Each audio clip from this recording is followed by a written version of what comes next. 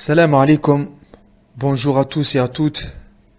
Ce thème s'impose car le rap, malheureusement, en particulier la musique en général, mais surtout le rap, est devenu un fléau, un problème de société, voire une pollution sonore. Je pèse bien mes mots, une pollution sonore car, par exemple, quand on dort à minuit ou autre, quelqu'un qui met de la musique à fond, en particulier du rap, ça fait vraiment mal aux oreilles. Sans parler de la vulgarité qui est contenue dans les paroles. Et quand on a des enfants ou une épouse, c'est vraiment dérangeant. Donc, je vais traiter ce sujet en 3 points. Le premier, le statut religieux de la musique en général, du rap en particulier. Deuxièmement, l'impact négatif, l'influence du rap et l'idéologie qui se cache derrière. Et il suffit de faire une analyse de certaines paroles et de certains textes. Et enfin, que faire quand on faisait du rap et on s'en est repenti. Donc, premier point, Bismillah, alhamdulillah, Wallahumma salli wa sallam ala nabiyina Muhammad. Sachez que la musique, la musique, quand on dit musique, ça veut dire il y a des instruments de musique, il y a des paroles qui accompagnent ces instruments, est interdite en islam selon la vie le plus pertinente. Certes, la divergence existe, mais comme disent les ulama, la divergence est faible et on n'en tient pas compte, elle n'est pas prise en considération, on n'en tient pas compte. C'est une divergence dont on ne tient pas compte. Pourquoi? Car les arguments de l'interdiction de la musique sont très forts. Premièrement, il y a des hadiths, des paroles prophétiques authentiques, et dans les commentaires, je mettrai des liens. Ensuite, il y a des paroles de compagnons qui expliquent certains versets coraniques et elles sont très claires. Ensuite, il y a le fait que les 4 écoles juridiques, l'école de Madhab al-Imam Malik rahimahullah, l'école Hanbalite, l'école Shafi'ite et l'école Hanafite, sont d'accord que la musique est interdite, ainsi que ceux qui suivent ces 4 écoles. Et ensuite, il y a même certains savants qui ont rapporté un consensus, une unanimité de l'interdiction de la musique, parmi eux Ibn al-Qayyim rahimahullah, Al-Qurtubi rahimahullah et Ibn Rajab rahimahullah.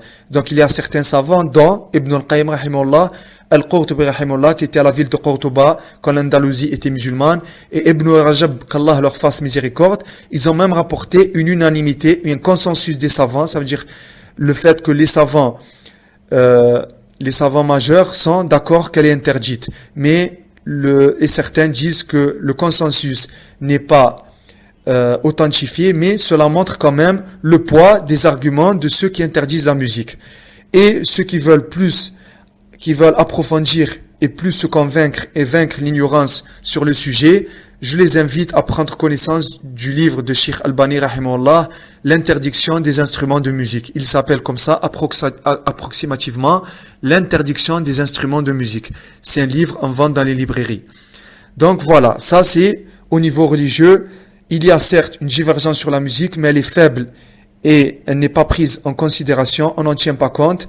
Et l'avis le plus pertinent, l'avis le plus fort, c'est que la musique est interdite. Quand je dis musique, ça veut dire quelqu'un qui chante, et ces chants sont accompagnés des instruments de musique. Que dire en 2016? Les chants sont non seulement accompagnés d'instruments de musique, mais ils sont accompagnés de nudité, de vulgarité, de femmes nues, etc. Je n'ai pas envie de rentrer dans les détails. Alhamdulillah. Deuxièmement, quelques paroles de ulama sur l'impact négatif au niveau spirituel, au niveau bien-être de la musique.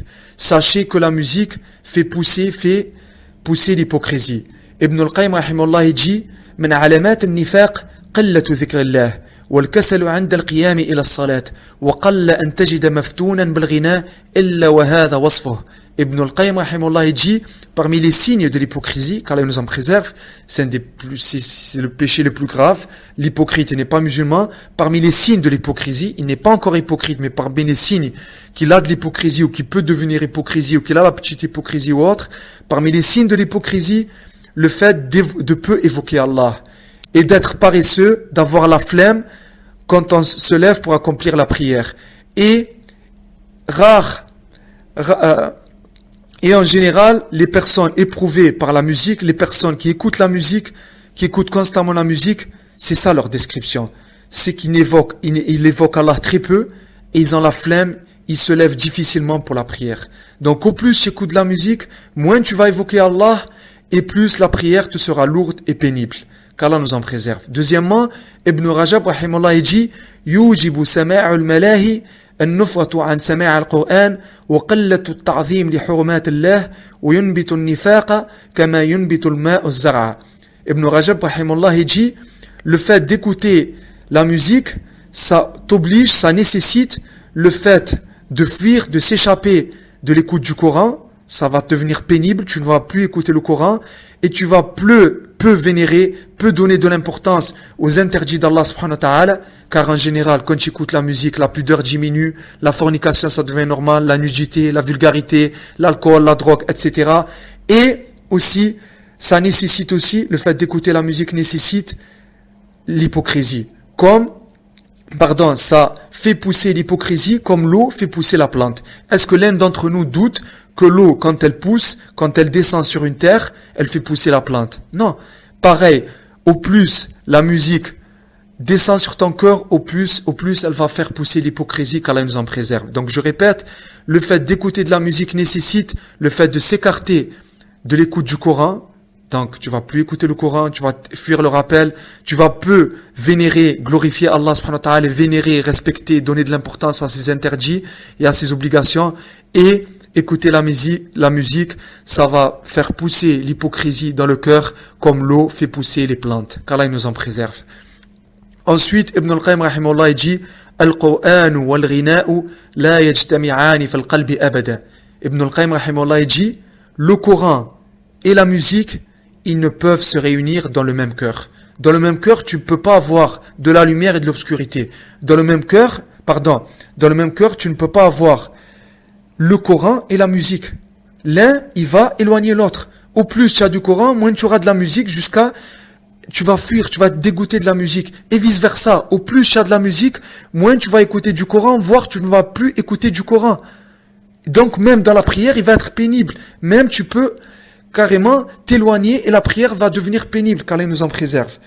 Donc, ça nous montre que au plus on écoute de la musique, au plus on se détourne du Coran. Le Coran, c'est la parole du plus haut, c'est la parole de ton Créateur. Et le rap, la musique, c'est la parole des créatures, voire c'est des paroles vicieuses de certaines créatures perverses qui ne cherchent qu'à te détourner du droit chemin. Troisièmement, l'idéologie et l'impact, l'influence du rap et des paroles du rap. Si on analyse les paroles du rap, surtout le rap contemporain, donc on voit bien que c'est une incitation à la drogue, à la violence, au viol, à la fornication, à l'alcool. C'est du matérialisme.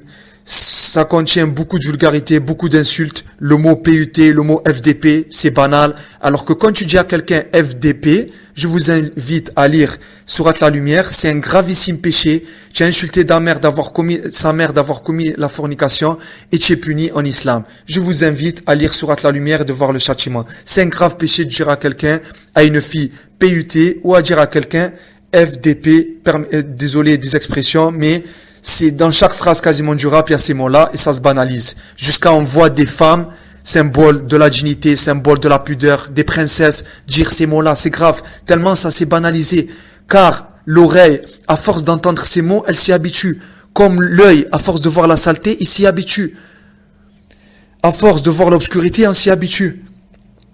Ensuite, les paroles du rap, qu'est-ce qu'elles contiennent? Elles contiennent, c'est des plaintes incessantes, récurrentes envers la vie, envers le destin. Carrément, parfois, ça insulte la vie et c'est grave. On est interdit d'insulter le vent et d'insulter le temps, car c'est Allah subhanahu wa ta'ala qui gère le temps. Tu n'as pas à dire c'est quoi ce temps, c'est quoi ce vent, etc. Que dire d'insulter la vie, le destin, etc. Allah, il y en a, il les a éprouvés avec la richesse pour voir s'ils vont le remercier. Et Allah, il les a éprouvés avec la pauvreté pour voir s'ils vont patienter, c'est tout. Le riche, il doit penser au pauvre, et le pauvre, il ne doit pas être jaloux du riche, et il doit patienter. Et le riche, il doit donner le droit du pauvre. Comme toi, tu dois respecter le riche et lui souhaiter le bonheur. Donc, ensuite, c'est un mépris et une humiliation de la femme. La femme, ce n'est qu'un objet de consommation. On a chosifié la femme c'est qu'un objet. La femme, c'est juste un corps, ce n'est pas un cœur. On ne fait que l'insulter, etc. C'est de la violence verbale inimaginable. Ensuite, c'est le culte des armes et de la prison. Ça vient du rap américain. C'est un appauvrissement du langage Et je vous invite à voir ce que dit Alain Bentolila. C'est une génération maintenant, avec 300 mots, ils arrivent à vivre. C'est les mêmes mots, wesh, qu'est-ce qu'il y a, FDP, etc. C'est les mêmes mots toute la journée. Le vocabulaire, il est très limité. Ensuite, c'est une glorification de l'interdit, du haram. C'est le culte des bandes armées, de mentalité de telle tribu, tel quartier. C'est une valorisation du consumérisme. On ne fait que consommer, on ne fait qu'avoir, on n'est pas. Il faut avoir, toujours plus avoir, et on veut ce qu'on a, on ne se contente pas de ce qu'on a. Les valeurs n'existent pas. C'est un aveugle envers l'autre, qu'il soit blanc ou même de l'autre quartier, envers le policier, envers n'importe qui. C'est une victimisation perpétuelle. On est toujours des victimes, on n'est jamais coupable, même si on fait les pires des choses, même si on fait des braquages, même si on viole, même si on fait du mal. Et comme il dit le proverbe chinois, si tu n'allumes pas l'obscurité, au lieu d'insulter l'obscurité, allume une bougie. Et comme il dit un autre, si tu ne fais pas partie de la solution, tu fais partie du problème. Le rap n'a donné aucune solution à notre jeunesse, à notre génération. Il n'a fait que rajouter des problèmes. Il a fait que les jeunes, dès l'âge de 5 ans, ils disent des mots que j'ai 30 ans, je les ai jamais dit. Il a fait que des mots, ils disent plus je t'aime maman, mais ils insultent leurs parents, etc. Ils écoutent plus les écouteurs blancs que leurs parents. Ils passent plus de temps avec les rappeurs qu'avec leurs géniteurs. Donc voilà. Donc, sans trop tarder, le rap, c'est devenu, ce n'est qu'une attaque envers notre société, envers nos valeurs, envers la religion de l'islam, avec sa beauté, avec sa spiritualité, avec son bonheur qui est garanti sur terre, sous terre et au paradis. Et donc voilà. Et pourquoi, vous allez me dire, mais pourquoi on les laisse faire? Parce qu'avant, avec des mots moins vulgaires et moins violents, on emprisonnait les rappeurs, ou on les dérangeait au niveau police ou RG. Maintenant, tout simplement parce qu'on a envie de mettre en avant ces modèles vicieux, on les élève, ces modèles vicieux pervers, au lieu d'élever des modèles sérieux, studieux ou pieux, qui suivent le premier prophète, le premier modèle qui est notre prophète, sallallahu alayhi wa sallam. Le dernier des prophètes et le meilleur des humains qui a marché sur terre. Donc on met en avant ces modèles, permettez-moi l'expression, dévergondés, ces modèles pervers qui pervertissent les autres, les boubas, les caristes, etc. Vous regardez ou leur casier, ou ce qu'ils font dans leur vie, ou ce qu'ils font dans leurs clips. Voilà. Et au lieu de mettre en avant des autres modèles, des gens sains, d'esprit comme sains dans leur corps, voilà, on met en avant des drogués, ils ne font que fumer, etc. Vous regardez même leurs clips ou leurs photos. Minimum, il y a du Red Bull, c'est pas des gens qui consomment du Capri Sun, ça, c'est voilà, j'ai pas envie d'épiloguer. Et dernier point, que fait le rappeur quand il se repentit? Il se repent, il regrette tout ce qu'il a fait, il fait son maximum, il fait ce qu'il peut pour enlever toute trace de ce qu'il a fait comme rap, que ça soit les vidéos, que ça soit les audios, etc. Et il met en garde les gens d'écouter ses paroles, il leur dit n'écoutez plus mes paroles, etc. Il a fait ce qu'il a à faire, il regrette, et aussi, comme dit le hadith, fais suivre la mauvaise action d'une bonne action. Comme tu as fait du mal avec ta voix, tu as fait du mal sur internet, tu as fait du mal avec des CD, etc. Fais du bien dans le même domaine. Distribue des CD de Coran, fais du bien avec ta voix, essaye d'apprendre le Coran si tu as une belle voix, et récite avec, etc. Wallahu a'lam. Donc, voilà. Et juste une petite parenthèse, regardez tout le mal, toutes les attaques contre James, qui s'est repenti, parce que c'est plus le modèle qu'ils veulent, c'est plus la rebelle qu'ils aiment, c'est une belle pieuse, ils aiment pas. Et regardez comment ils mettent en avant Zahia et Nabila. Voilà. Et l'intelligent, il comprend avec peu de mots. Je vous remercie, qu'Allah vous préserve, qu'Allah vous réserve du bonheur, et à bientôt.